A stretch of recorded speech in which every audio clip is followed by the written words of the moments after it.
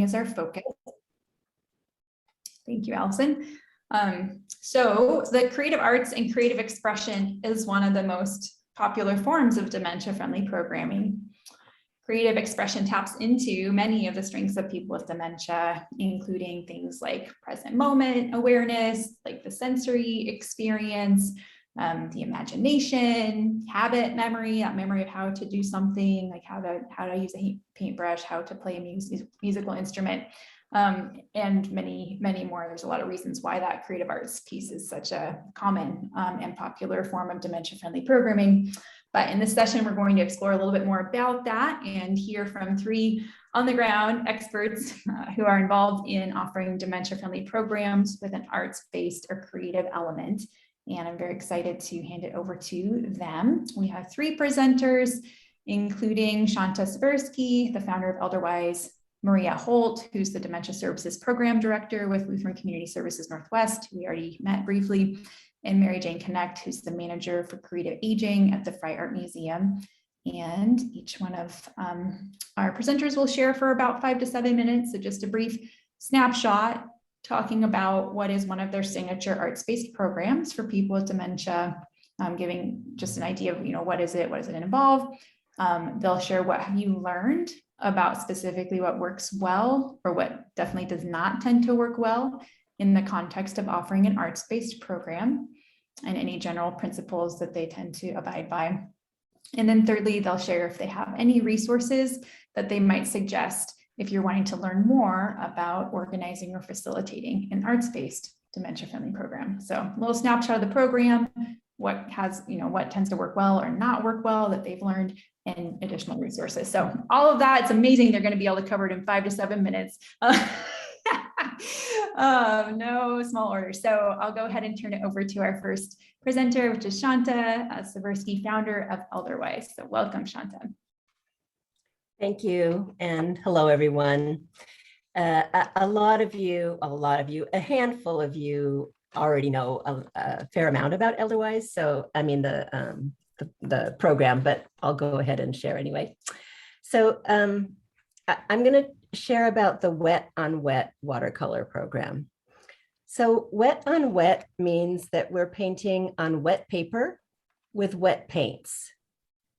One of the reasons for choosing this technique is that with age, our arteries may be hardened. And our ways of being can also become inelastic as well. The wet paint flowing over the wet paper and mixing with other colors to make new ones can help to soften this stiffness.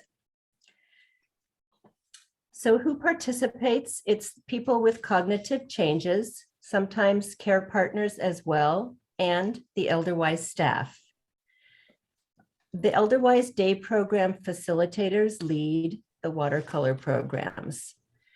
Artistic work, and sometimes it is clay, is always part of the Elderwise Day Program, and about 1 hour's time is allotted.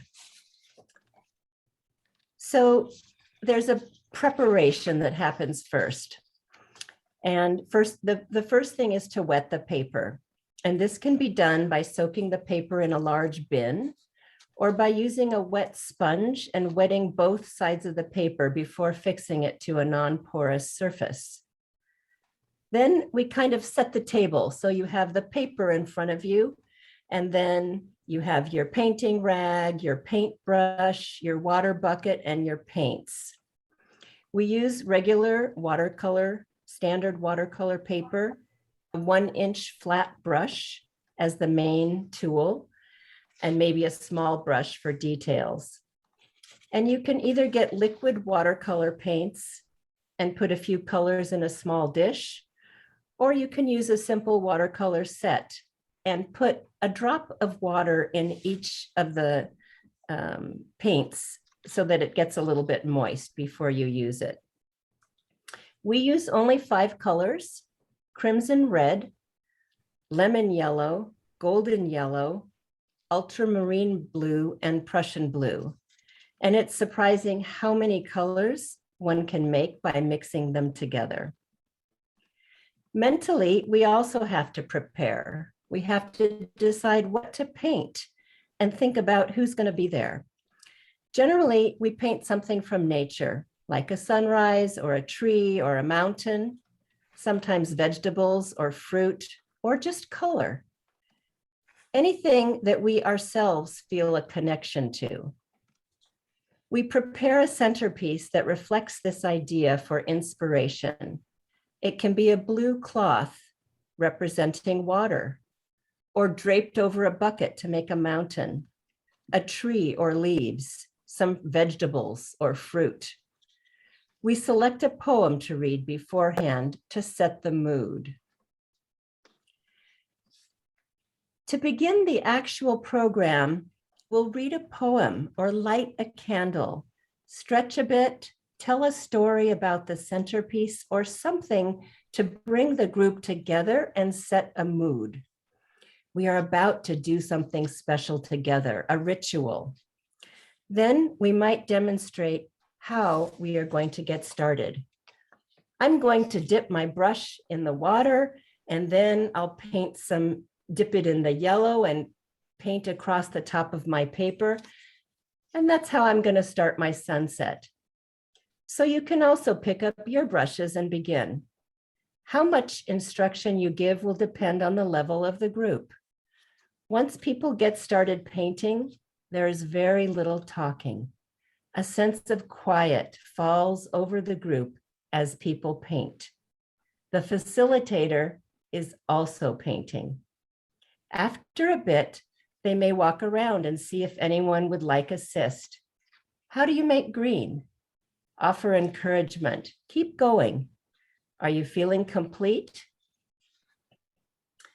At the completion, the artists sign their names on the paintings. And depending on the group and the timing, we try to share our paintings with one another.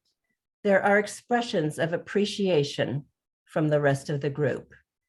Then the paintings are set to dry in a rack and wait to be hung on the wall before the next session. What works well? It works well to anticipate the needs and level of a group. If I paint a sunset, I may put out the warm colors like red and yellow, or I may begin with just mixing two colors. In spring, I can mix yellow with blue and make green. I can use just one color, rhythmically and meditatively paint with this color and water across the paper, painting and breathing. Others may be experienced painters and like to have all the colors available. Appreciation of the quiet is also important. Painting like this gives each person in the group the opportunity to focus, something that persons with dementia may not always have the opportunity to do. This kind of focus can bring an inner joy by itself. And we can remember that it's about the process and not the product. Often the products are very beautiful. Then there's a sense of pride and confidence that comes with this accomplishment. What does not work well? It's best not to paint on another's painting. This is not a hard and fast rule, but we don't want to help others to do things right. There is no right. This is art. General principles. We don't ask others to do what we ourselves wouldn't want to do. If I don't find it meaningful, I won't ask anyone else to do it either. All arts are therapeutic, and I think this is one that I hope gives people the freedom to try anything. All arts are therapeutic, so don't worry about the specifics. Let people be as independent as possible. We had a participant from a retirement community that liked to paint. I asked her, what do you like about it? Her answer was, because I can do it myself. It's about the process, not the outcome. As far as resources, I mentioned you can get supplies, I think, from Blick or Michaels. There's art books if you're interested on the wet on wet techniques. That's a standard technique. And if you're interested in the way we do it at Elderwise, there is a book, The Elderwise Way, A Different Approach to Life with Dementia. And it has a little bit about our day program and the arts that we do as well. Thank you. Thank you so much, Shanta. Really appreciate you being here and sharing from your decades of experience in this realm. Super amazing. We'll save some time for questions at the end of the three presenters. So if you have a question, just hold on to it and we'll get to that in a few minutes. And for now, we'll go ahead and welcome our second presenter, and that is Maria Holt, Dementia Services Director with Lutheran Community Services Northwest, and they've been working with Opening Minds Through Art. And Maria. Yes, thanks, Mary Grace. Welcome. Thank you so much. And I think what I'll try to do, since I didn't get to share with you all at the opening exercise, is I might try to just share with you while I'm talking so that you don't just have to look at my face, maybe a couple of the art projects that I'm going to talk about with our Opening Minds Through Art program. So let me see. Can you all see that okay? Great. So Opening Minds Through Art is an evidence research-based program that we offer through Lutheran Community Services Northwest for people living with dementia or other cognitive challenges. We have some folks with us that also have TBI and developmental disability. The mission of OMA is to build bridges across age and cognitive barriers through art. And Opening Minds Through Art is based on abstract modern art.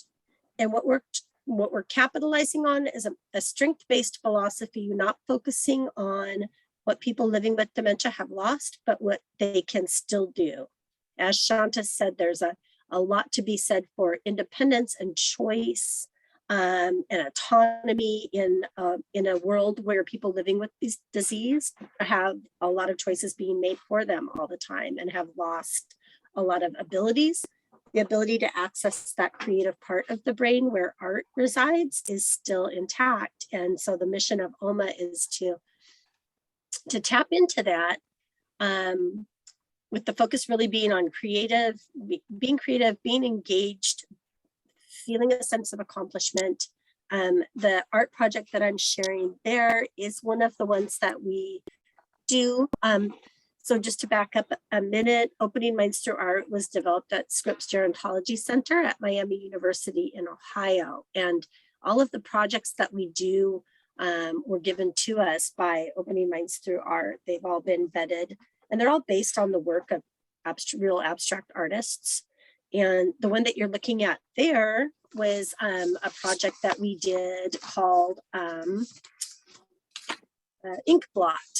And the method that we used with that was the artist has a pipette and they're dropping colored paint on one side of a piece of paper and then folding it over.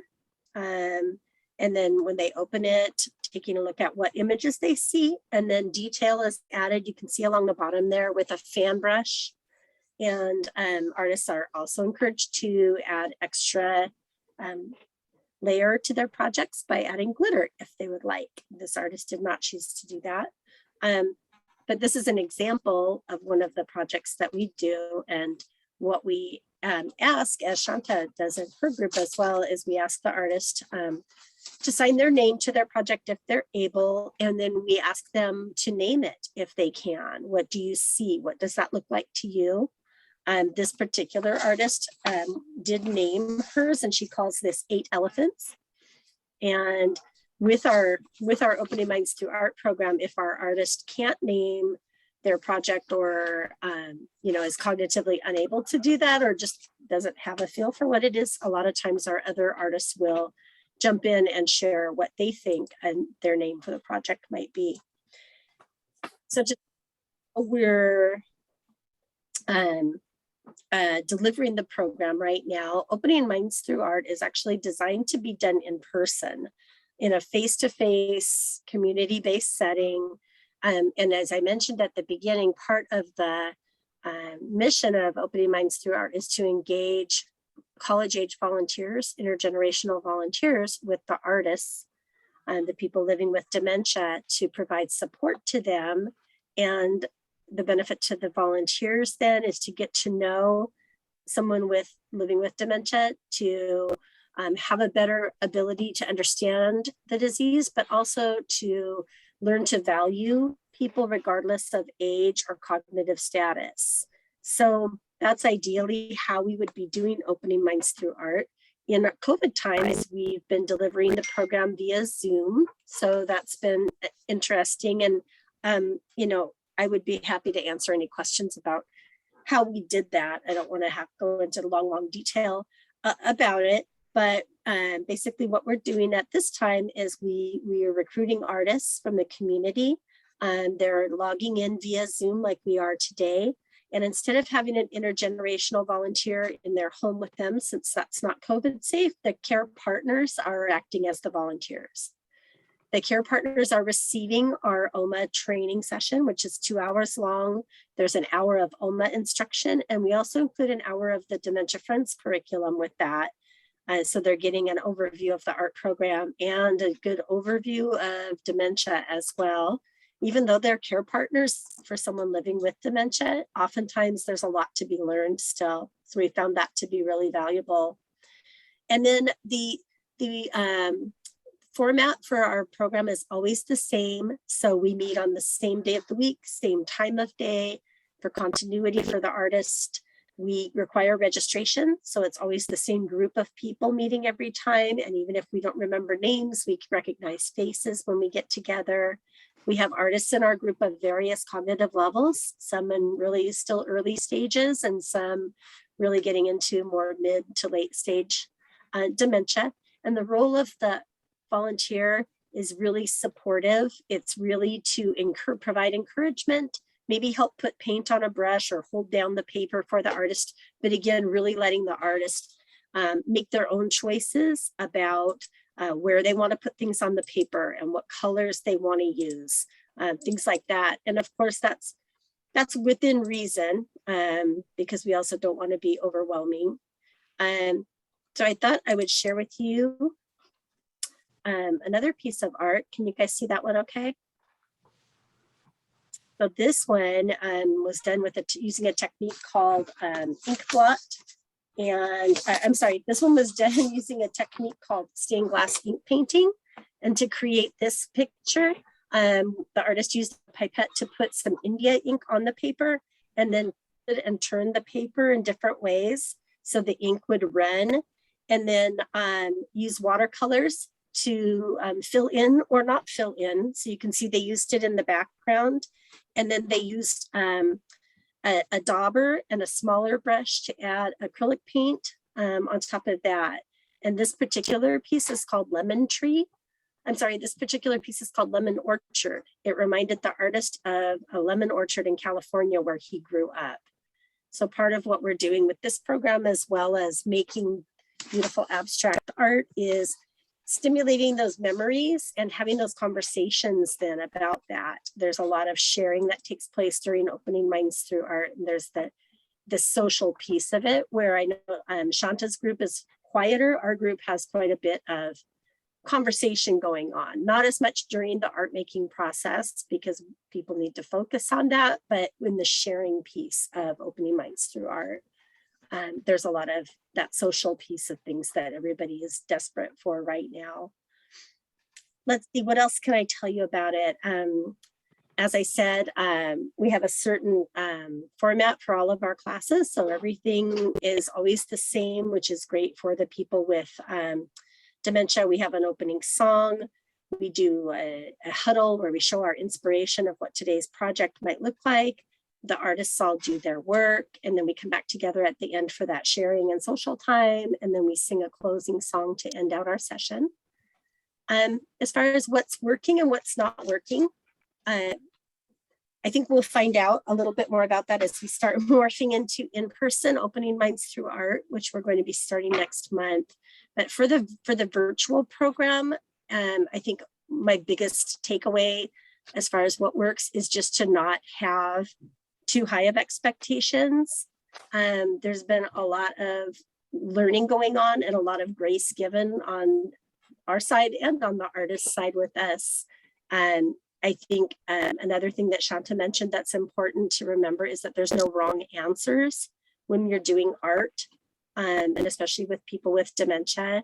You know, trying to paint a flower that looks like a flower can be really hard, even though that sounds like something simple. So I really enjoy the abstract art projects that we do because, again, there's no wrong answer to them. Everybody's project looks different and everybody's project is beautiful just the way it is. So those are some things advice that I would give.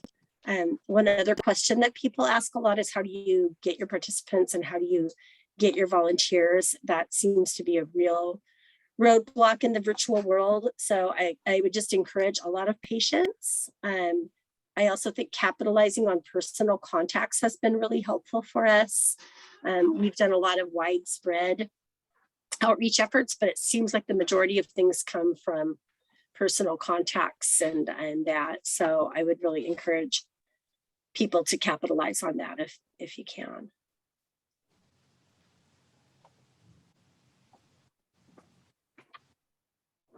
Thank you so much. Yes, round of applause.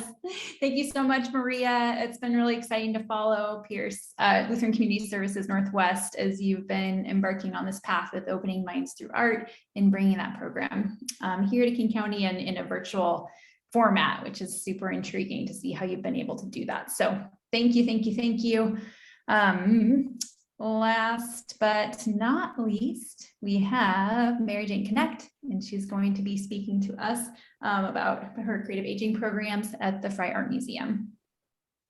Hi, everybody. Thanks. It's great to have a chance to be together with you all. And it's just so interesting sitting here and realizing kind of the links that we all share in these arts engagement programs, and just really honoring and recognizing the wholeness of a person and the ability the opportunity to make choices, and also just just being together and having quiet time, and also the opportunity for conversation, and realizing that it's all a process, and just being there at in the moment.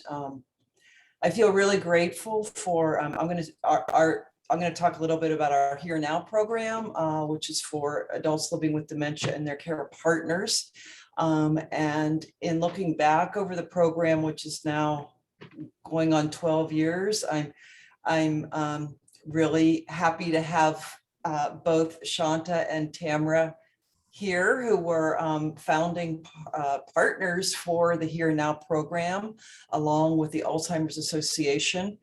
I think the partnership really created a solid foundation for this program, and it was interesting recognizing what we all kind of brought to the program. I'd like to say that the real seed of the Here Now program, how it really began, was actually through the Fry hosting a poetry reading, a collection of poetry that was edited by the poet and editor Holly Hughes. It's called Beyond Forgetting. And we hosted that reading, and it was a Sunday afternoon in spring, one of the first nice spring days that we were having here in Seattle. And I slugged over from my home thinking, oh God, nobody's going to be there. It's Sunday. And lo and behold, there were at least 100 people in the Fry auditorium. And in my opening comments, I said that the Fry was looking, starting to do some research about providing access for people living with dementia, that we'd been inspired by the program at the Museum of Modern Art. Well, little did I know, in the audience who would become our partners, Shanta was there, and then Nancy Draper, who at the time was the director of the Alzheimer's Association.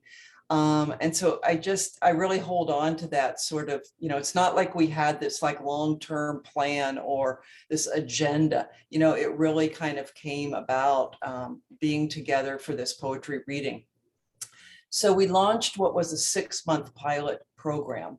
And during that time, we really learned a lot about kind of what worked and what didn't work. That program, the pilot was offered to 5 couples who made a commitment to also be involved in evaluating each session that we did. So over the 6 months, then I'm going to really condense this a lot here. We then, that program developed into 2 different offerings for the Here Now program. So we have the Here Now art discussion program. And then we have the Here Now art making and discussion and art making class. And I'm going to be talking about this like pre-COVID. These are now being offered virtually with challenges, but it's what we are committed to keeping it going. Recognizing that our expectations are a little different than what they were before, because we're like not together in the galleries. So with the Here Now art discussion program, it is facilitated by a trained educator, and it is a free program. Advanced registration is required. We keep the group small, usually 5 couples. Again, the program is designed as much for the person living with dementia as the care part, as is for the care partner. We go into the galleries and we look at work that has been chosen around a theme. The theme might be something like landscape portraits. It also might be something like happiness or exploration. We try to choose work that is both work historical from the Fry collection. And usually that historical work is usually more accessible to folks. And so what success I have found over the years is usually to start the discussion with a work that people are going to be probably more comfortable with. You know, there can be a sense of intimidation coming to an art museum. And so we really try to create a safe, welcoming setting where, as Shanta and Maria have both said, that with art, you know, there's no right or wrong answer or way of doing it. And so that's our approach with the discussion, which is very much conversation based. So we will look at usually both historical work and contemporary work and create a conversation amongst the participants. That is held once a month. And then participants can sign up for 1 month, or they can come every month. We usually have a real core of regulars. And then we have what's called the class, which is a commitment to come once a week for 6 weeks. And that involves first going into the galleries, again, with an educator, having an open conversation. Conversation always begins with some silence, just being together in front of a work of art. And then in the discussion, look at 2 works of art usually, and then come up to our art studio. We're fortunate to have a lovely space with a lot of good light up here. And with a teaching artist, do a art making project that is kind of loosely tied to the theme in the galleries. So for example, it's been a really fun, we've really been working music a lot into the program. So one theme in the galleries might be looking at work and talking about sound, like in this landscape of the ocean, what sounds might we be hearing? We might contrast that to looking at a sculpture hanging in the museum, a wind chime sculpture, a very abstract, very contemporary sculpture, and then come up into the studio. And then we often do this with acrylic paint, actually, on big pieces of butcher paper. We'll then paint to music with a soundtrack that's been put together of different kinds of music. And I think Tamara, you were with us when we went through a period where we actually also had some live musicians come in. which was really, really great fun. I need to wrap it up here a little quicker, I can see. So in a nutshell, the Here Now program, what we have learned that works specifically. This program is in a public art museum. And so we have to be very mindful of what else is going on in the museum. What I think has been a huge success has been actually in creating a welcome environment for everybody, really, is by offering a training for our staff on dementia awareness and communication with people living with dementia.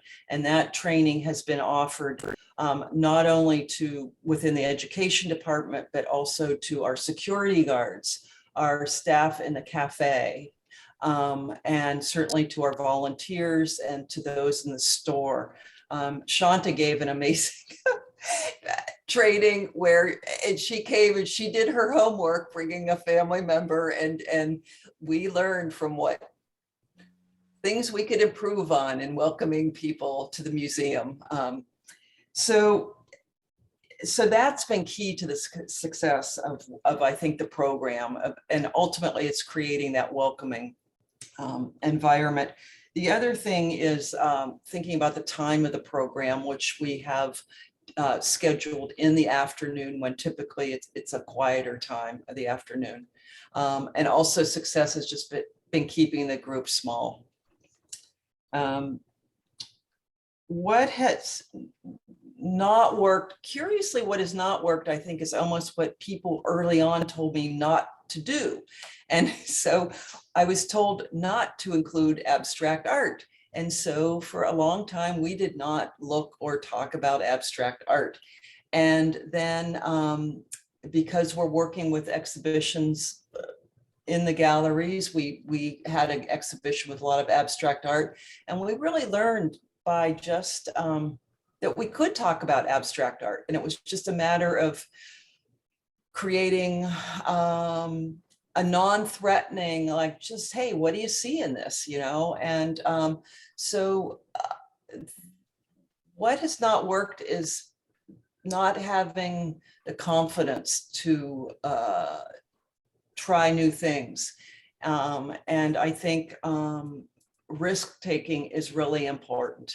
And in anything in art, you should feel comfortable taking risks. The other thing I'd just like to comment on is recognizing our participants come with a lot of life experience. And one of our key principles is they are all adults. They have had very fulfilling lives, relationships, families, and bring respect and dignity and recognize and also honor the really rich exchange that can go on with participants. Quickly, what resources would I suggest if you were to offer an art discussion program or art making? Specifically, the Museum of Modern Art in New York has an absolutely fantastic website, which has resources. It's their Alzheimer's project. I was fortunate to be able to go benefit and study with them when they had a big grant to offer that, but you can go to their resources and learn a lot. Also, as Maria spoke about the OMA program, which was inspirational to the Fry's Bridges program, OMA has a wonderful website where you can access some of those resources. Incredible, very fun art making projects using different materials. I also suggest the Time Slips, Ann Basting's website, for great ideas of conversations that could possibly kind of lead into art making, or just even, wow, anything with Ann Basting, it just is like, wow, you know, the ramps up the opportunity for creativity. And lastly, visual thinking strategy, which is a VTS, which is a methodology of looking and talking about art. It was originally developed at the Museum of Modern Art. And it's really a very interesting way to welcome and encourage conversations about work of art. So great. So thank you so much for the opportunity to share. Thank you so much, Mary Jane. All three of you are pioneers in this world, and I really appreciate what you're doing at the museum and what you said at the beginning about how there's so many connections. It's like, you can't really tease apart any of these programs anymore. It's just like each one has nurtured others and shared back and forth in a very beautiful, beautiful way. So thank you.